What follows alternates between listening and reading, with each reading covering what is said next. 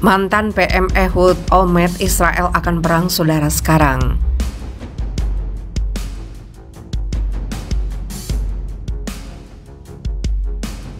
מערכה הכרחית. תגובתה התקיפה של ישראל הוכיחה לעולם כולו שלא נסכים עוד להפרה בוטה של ריבונותנו.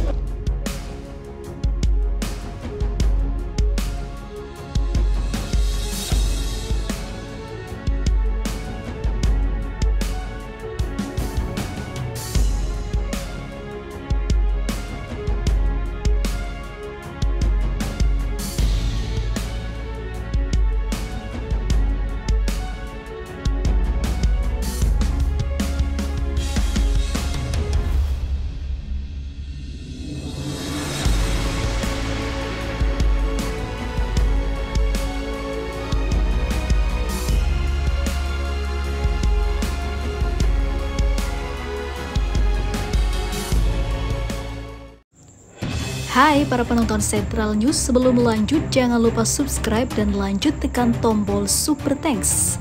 Tombol Super Thanks ada di atas tombol subscribe. Jika Anda ingin mensupport channel kami menyajikan berita yang paling Anda tunggu-tunggu. Terima kasih.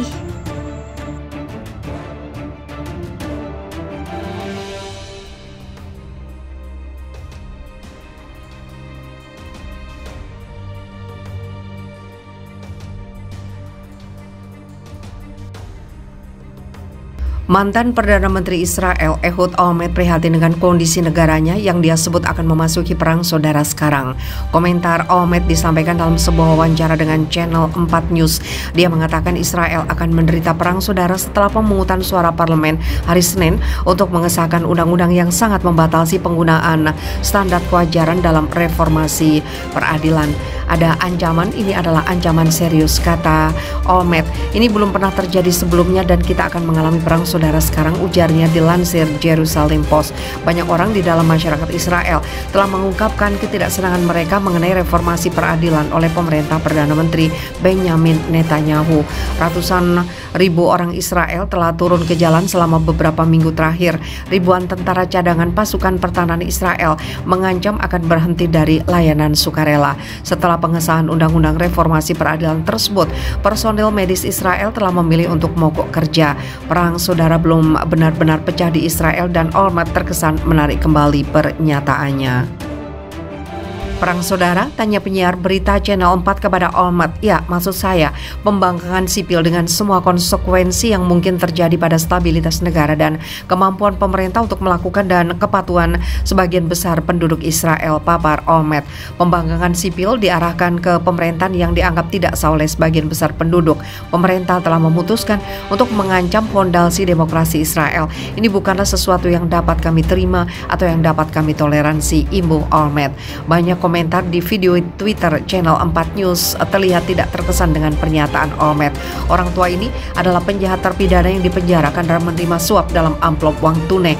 Anda percaya orang seperti ini? Tulis pengguna Twitter dalam komentatornya. Komentar lain juga mengecam mantan Perdana Menteri karena pernyataannya. Tahanan nomor 90324778 punya komentar kecaman lain kepada Olmert di Twitter. Olmert bukanlah orang pertama yang menyatakan bahwa Israel berada di jalur menuju perang saudara. Banyak penentang Israel termasuk media pro-Iran telah merayakan apa yang mereka lihat sebagai Israel sedang menuju kehancuran.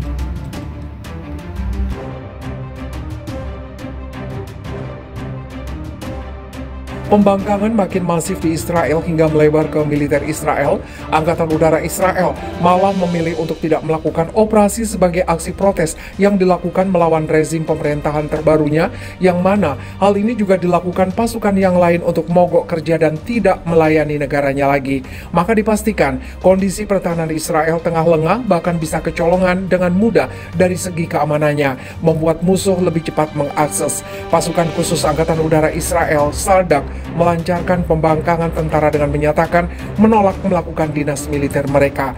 Kabinet ekstremis yang dipimpin oleh Benjamin Netanyahu telah membuat keputusan dan tindakan yang akan menggerakkan rezim Zionis ke arah krisis sipil.